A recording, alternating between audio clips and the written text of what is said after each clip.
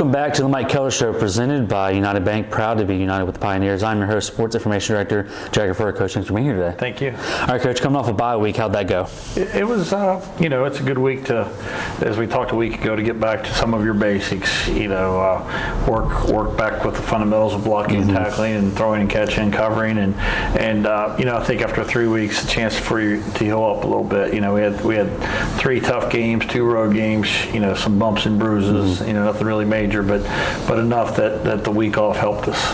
And you're looking at Charleston. They're 2-2 so far. Both their losses come to nationally ranked opponents by just a combined 8 points. They opened up NBC play with a 38-24 win against Concord after being down 17-0. What have you seen out of Charleston so far? Same team. I mean, a very explosive football team. Very good at receiver, good running back, quarterback. Hamrick runs around, makes plays for him. Very good. He's a very good scrambler.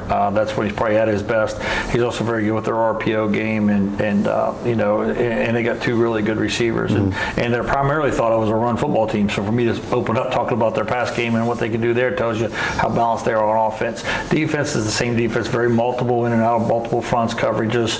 Linebackers it's weird to me. It's like I came here in 19, and it feels like I've been watching the same Charleston team for the entire time. They were picked. They won the league a year ago. They were picked preseason number 1 in the league for a reason. So they're a good football team, and we'll have to show up and play really well.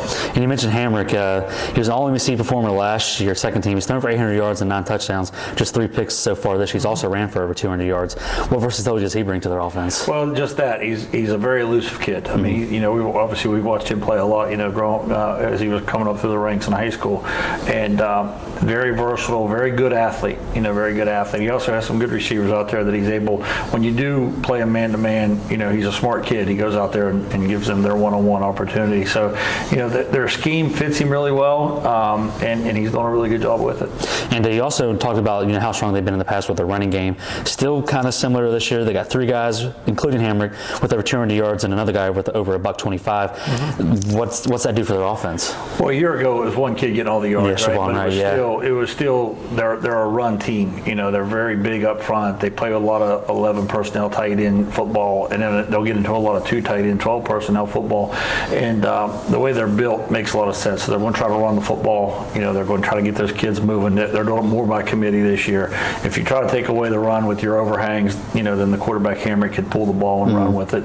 And if you play man-to-man and just blitz them, then they got those really good receivers out there. And you mentioned receivers. Yves Bozeman's is back, and he's obviously their number 1 guy. He's already got over 400 yards, 5 touchdowns, All-NBC first teamer last year. How big of a threat is he for them? Oh, very. I mean, like I said, they really, it reminds me of, my last year at Cal, we were primarily a 2 tight end team, and our receivers were excellent. And it kind of reminds me of that. Like if you play a man-to-man, they were able to hit those receivers one-on-one.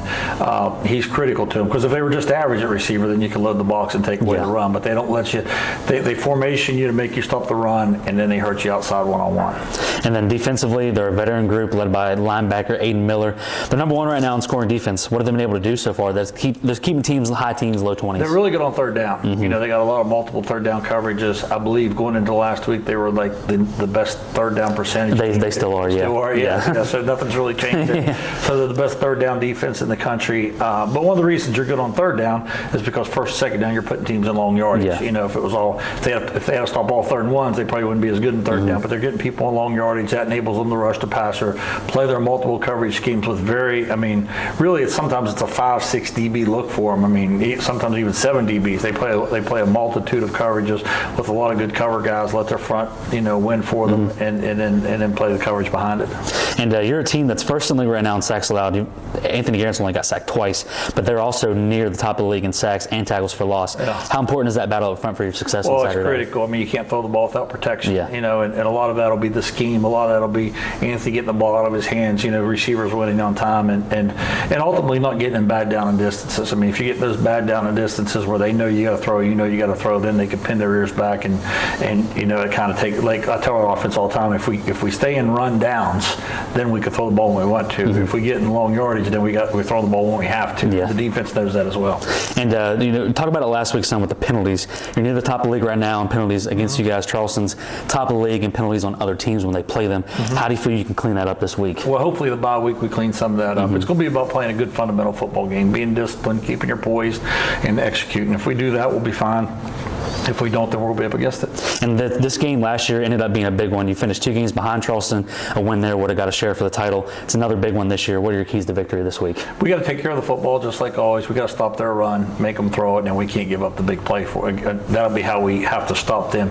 Offensively, we're going to have to stay ahead of it. We're going to have to stay ahead of the chains a little bit, stay on schedule, not get behind it like we did against Millersville. We were behind the chains all day. Now we converted a lot of those plays, but that's not the way we want to play. Well, Coach, appreciate you coming on today. Thank you. And that's it for the Mike Kellar Show presented by United Bank. Make sure to catch the Pioneers in Charleston on Saturday at 1 p.m. at County Stadium in Spencer or on MEC TV. Thank you guys for watching.